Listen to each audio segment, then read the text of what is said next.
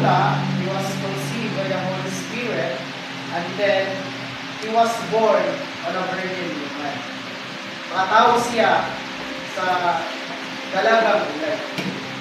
So, sa science, it's impossible na makabuo ang tao ang usa ka virgin woman without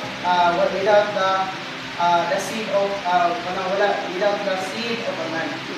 So, nag-need siya sa tuwang pagpakataw gingana ta pagbuhat. But the Lord, ato ang Ginoo, Jesus, it's not the same kanang sa tuwang pagpakataw gingano. He was born of a virgin woman. So, not normal yun. Dili siya sa tuwa. Then, his incarnation, ang iyang pagpakatao, is one of the process of this big step na is also a process and also a major step to sa iyang work, sa iyang buhat ba. Muna nga, sa lingon ni Dudong, remark, there are incarnation, crucifixion, resurrection, ascension. But then kanang 4 big step na gibuhat ni Kristo, alam na natong mga tao to fulfill His internal purpose. So, sa man ang internal purpose, mao to nasa itong awit. One. So, to, God's internal economy. Anong internal economy man? Kaya tungod, internal economy, kay diha sa Biblia, ang economy, which means His plan. Dayon, kaning plano niya, moto, pagkita diya sa Episo, diya sa Biblia, na kaning plano niya, gitawag sa Biblia of economy. So, sayang kita ta. Then, His economy, sa manin, and ang iyang internal economy, sa man, is to make man the same as he is in life and nature. Kundi, gusto ang Diyos na mahimong Diyos, gusto ang Diyos na ang tao, itang mga tao, gusto niya na mahimong Diyos, dili sa pagkasilimbakod.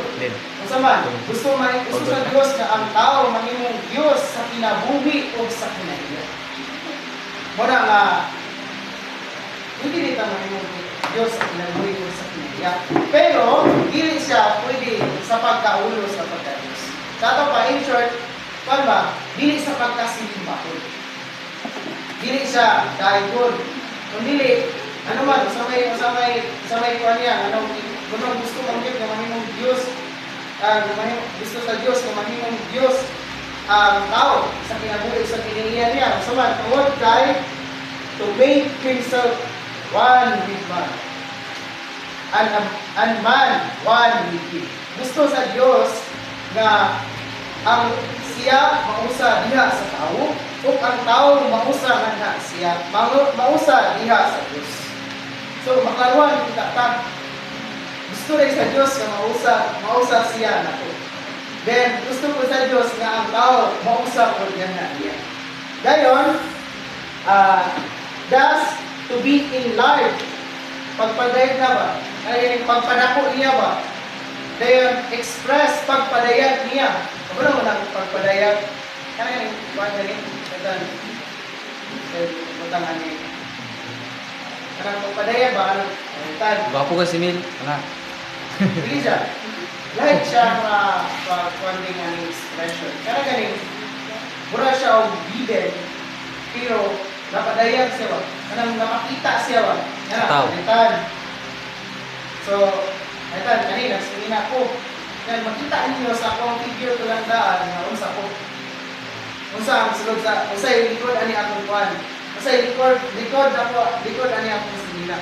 So kita din yung one yung ko chubby ba tambok yun. Wala niya ang expression. Now, panalitan. Anak ni Kuan. Sample, ibo pag kayo, lalo pag kayo. Panalitan. kaning